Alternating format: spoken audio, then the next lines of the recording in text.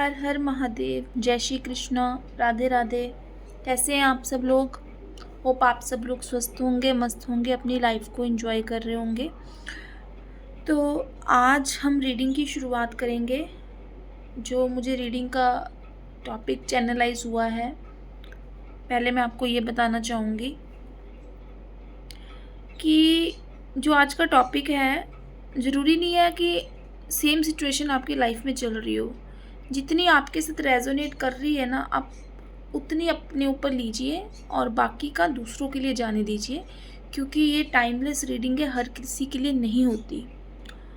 और मैं आपको बताना चाहूँगी, जो रीडिंग मेरे पास आज निकल के आई है ना, जो टॉपिक मुझे चैनलाइज हुआ है वो एक वीक रिलेशनशिप एनर्जी को लेकर है।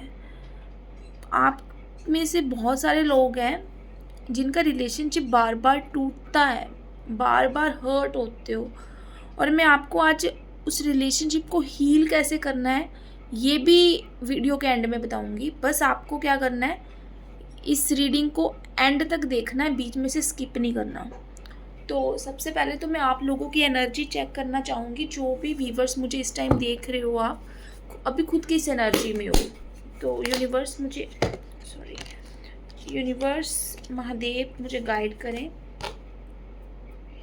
जो भी व्यूवर्स मेरी इस रीडिंग तक पहुँचे हैं, जिनको भी आप इस रीडिंग तक लेके आए हो, तो ये क्यों ये रीडिंग इन तक पहुँची है, क्या मैसेज देना है आपको इनको।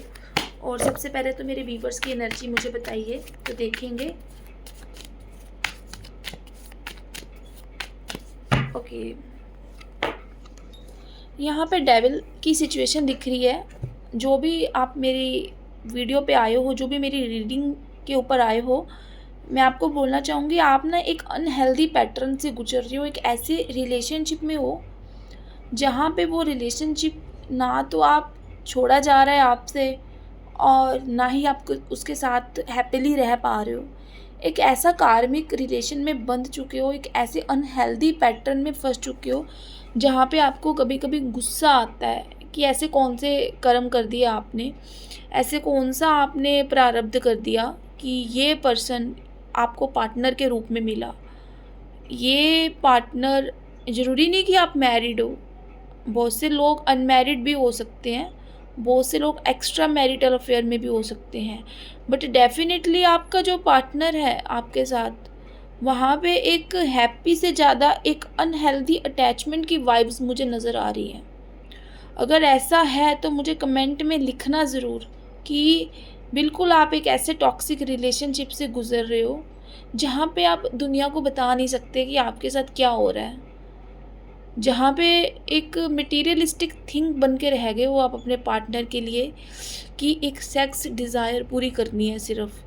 ओपनली बोल रही हूँ मैं, हो सकता है कई लोगों को ये दुख लगे कि आप क्यों बोल रहे हो इतना ओपनली, मगर दिस इज़ अ रियलिटी। आपको रीडिंग की इम्पोर्टेंस बतानी है मुझे, आपको सच बताना है कि आप इस पैटर्न से गुज़र रहे हो और इस एडिक्शन में फंस चुके हो।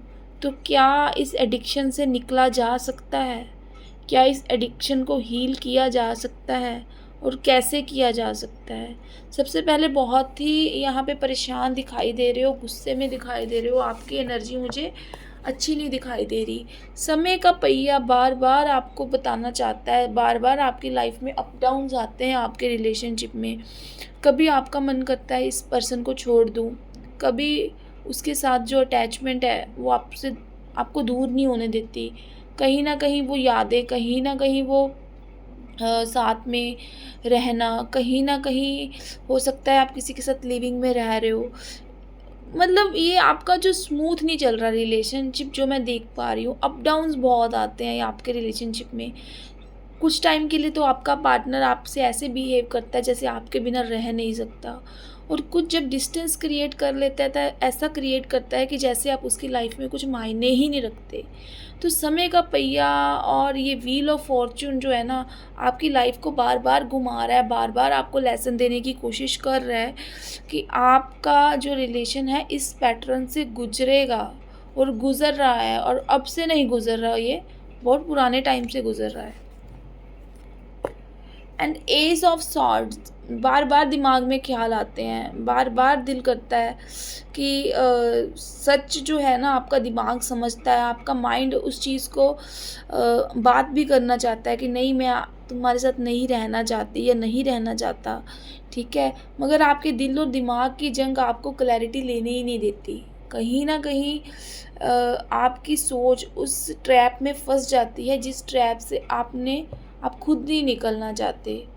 बार बार अपनी लाइफ में इस तरीके का पैटर्न चूज़ कर लेते हो जहाँ पे हर्ट होते हो, जहाँ पे आपका पार्टनर कहीं न कहीं आपके साथ फ़ाइट करता है, कहीं न कहीं यहाँ पे मुझे हाथ तक उठा दिया आपके पार्टनर ने आपके ऊपर, ऐसा भी दिखाई दे रहा है। तो ये आप लोगों की मुझे एनर्जी दिखाई दे रही है कि सब कुछ क्लैरिटी होने के बावजूद भी आपका दिमाग तो एक्सेप्ट करने को रेडी है कि ये चीज़ मेरे लिए ठीक नहीं, पर आपका दिल नहीं मान रहा। आपका दिल फिर भी उसी पर्सन के साथ रहना चाह रहा है। तो हम देखेंगे अब क्यों हो रहा है आपकी लाइफ में ऐसा। और ये पहली बार नहीं है, मैं आपको ये बताऊं।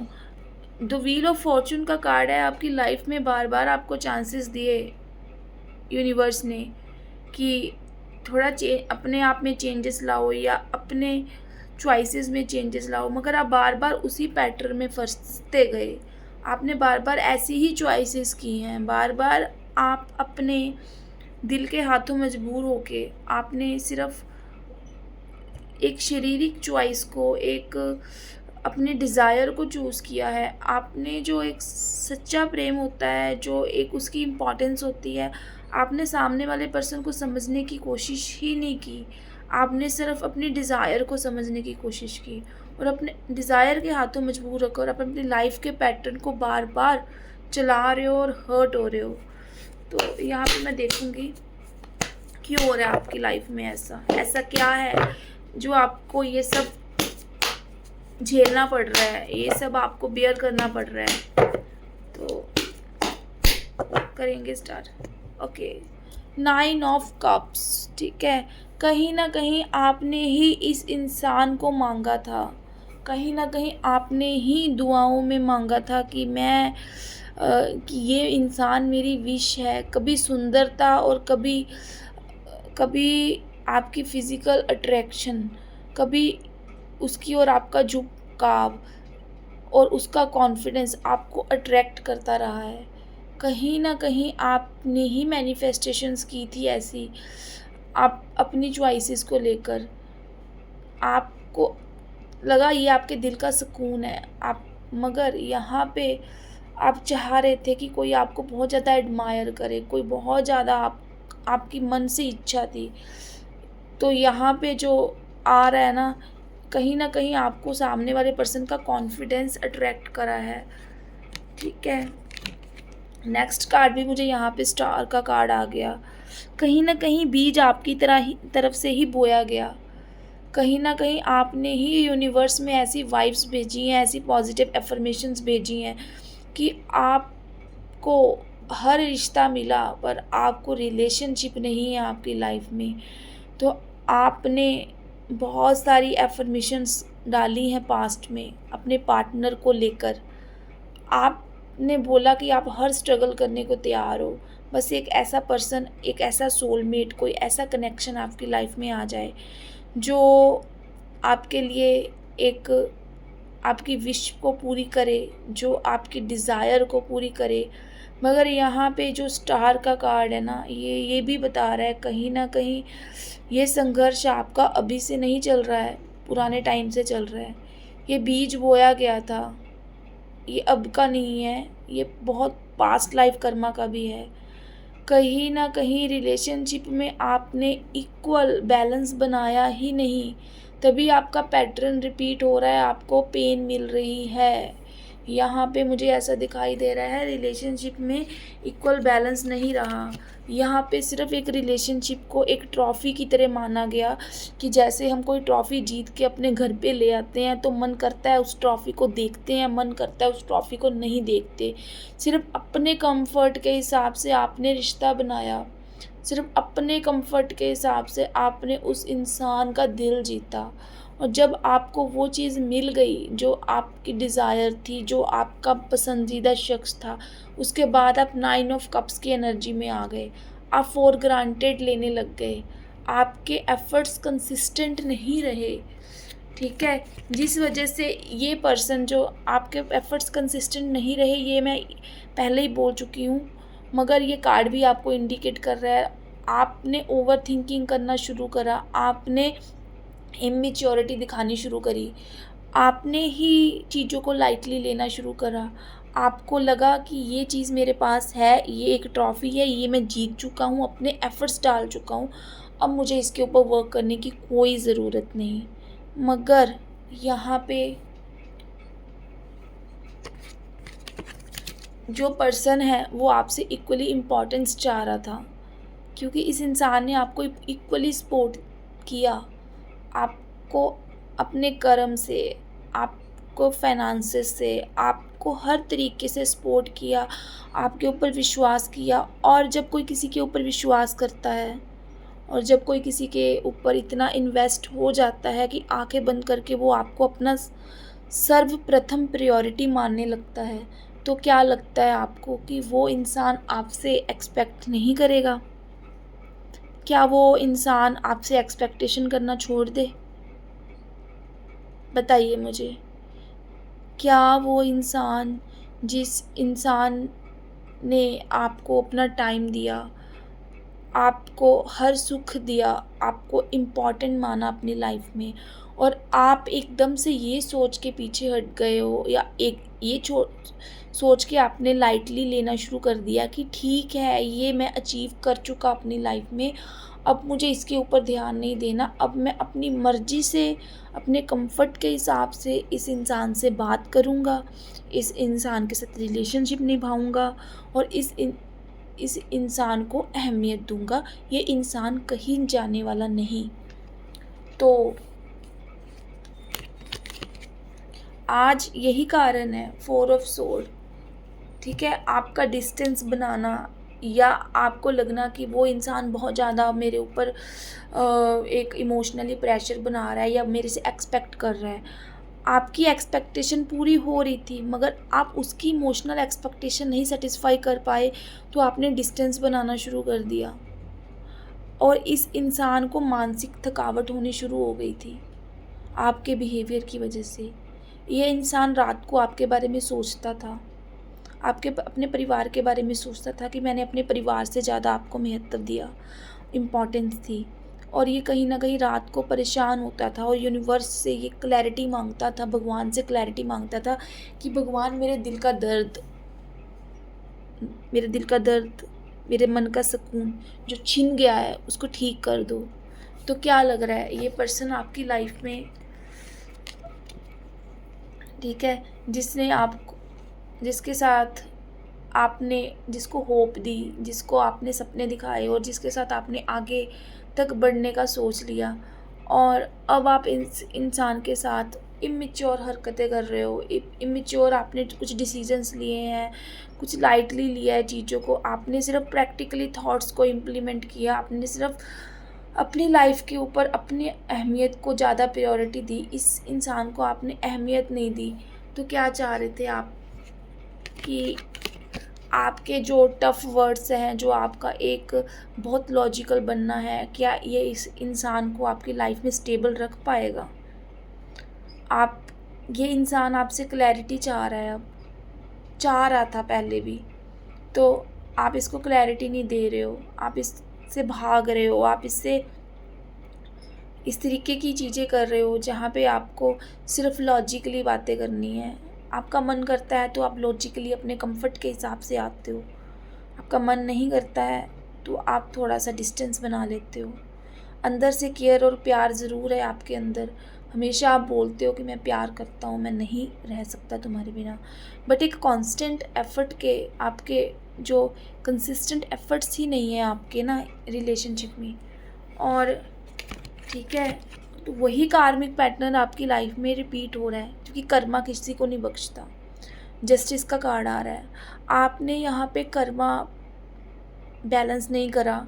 इसलिए जो आप दे रहे हो यूनिवर्स को, जो आप वाइब्स भेज रहे हो, जो आप अपनी लाइफ में कर्मा क्रिएट कर रहे हो, आपको वही मिल रहा है ना। तो आपका कर्मा जो मिल रहा है आपको, आपके रिपीटेड पैटर्न की वजह से मिल रहा है। आप क्यों बार बार अनहेल्दी पैटर्न में फंस रहे हो? क्योंकि आप अटैचमेंट इशू है, आप अटैच नहीं होना चाहते, इमोशनली डिपेंडेंसी बनाना चाहते हो दूसरों के ऊपर। स्ट्रॉन्ग वीनस नहीं है आपका, ठीक है। स्ट्रॉन्ग वीनस कैसे होगा आपका? जब आप लेडीज़ की, अपने पार्टनर की वैल्यू करोगे, उसको प्यार दोगे, उसके साथ कंसिस्टेंट एफर्ट्स डालोगे। ऐसा तो नहीं है ना कि अगर भगवान को माथा टेक रहे हो, आप जो मांग रहे हो ना भगवान से, भगवान आपको दे रहे हैं। आप कह रहे हो सुख दे, समृद्धि दे, कष्ट हर, सब मिल रहा है आपको, है ना। और जब बात आती है पूरी दुनिया को हेल्प करने की, तो आप ये सब कुछ कर रहे हो, मगर आप अपना वीनस ही वीक कर रहे हो, क्योंकि आप अपने पार्टनर की रिस्पेक्ट नहीं कर रहे। कहीं ना कहीं वहाँ पे आपका कर्मा गलत क्रिएट हो रहा है आपसे, कहीं ना कहीं आप उसको लाइट ले रहे हो। बोलते हैं ना कि जब माँ गौरा ने भी भगवान महादेव को पाना था, उन्होंने कितने सालों तपस्या करी थी, ठीक है। और आपको आपका पार्टनर आज के टाइम में अगर इम्पोर्टेंस देने वाला मिल गया है और आप उसको लाइटली ले रहे हो, ठीक है, तो वो कर्मा आप बैलेंस नहीं कर रहे हो। तो ये एक जस्टिस का कार्ड, शनि देव का कार्ड है। तो यहाँ पे वो पर्सन आपसे डिटैच ही होगा, वो अपनी सेल्फ वर्थ और बाउंड्रीज में ही रहेगा। क्योंकि शनि क्या देते हैं? कर्म प्रधान है, जैसा आप क्रिएट करोगे वैसा आपको मिलेगा, ठीक है। तो इसलिए वही चीज़ आपकी लाइफ से जाती है, या वही पैटर्न आपकी लाइफ से छूटता है। बार बार पेन तभी आपको मिलता है क्योंकि हम अपने आप में चेंज नहीं करते, हम सिर्फ दूसरे में चेंजेस लाना चाहते हैं। एक बार सिर्फ 1111 लिख के कमेंट में कर दो, क्या एक्चुअल में आपने अपने आप में चेंजेस किए? आपने पार्टनर चेंज किया 1 2 3 4, ठीक है, फिर भी आपको सुकून नहीं मिला। पर क्या आपने अपने आप में चेंजेस किए? क्या आपने अपने बिहेवियर में चेंजेस लाए? क्या आपने दिल से किसी को कांस्टेंट एफर्ट्स डाले? अगर यस तो लिखो, यस मैंने एफर्ट्स डाले। और फिर भी आपको इशू आ रहा है तो आप मेरे साथ में डिस्क्रिप्शन वाले नंबर पे पेड रीडिंग लो। मैं चेक करूँगी आपका ऑरा स्कैनिंग से, मैं चेक करूँगी आपको कौन सी हीलिंग देनी है, कहाँ पे इश्यूज़ आ रहे हैं, क्या आपके कार्मिक इश्यूज़ हैं, क्या आपके कार्मिक ब्लॉकेजेस है, क्या आपका वीनस स्ट्रांग नहीं है।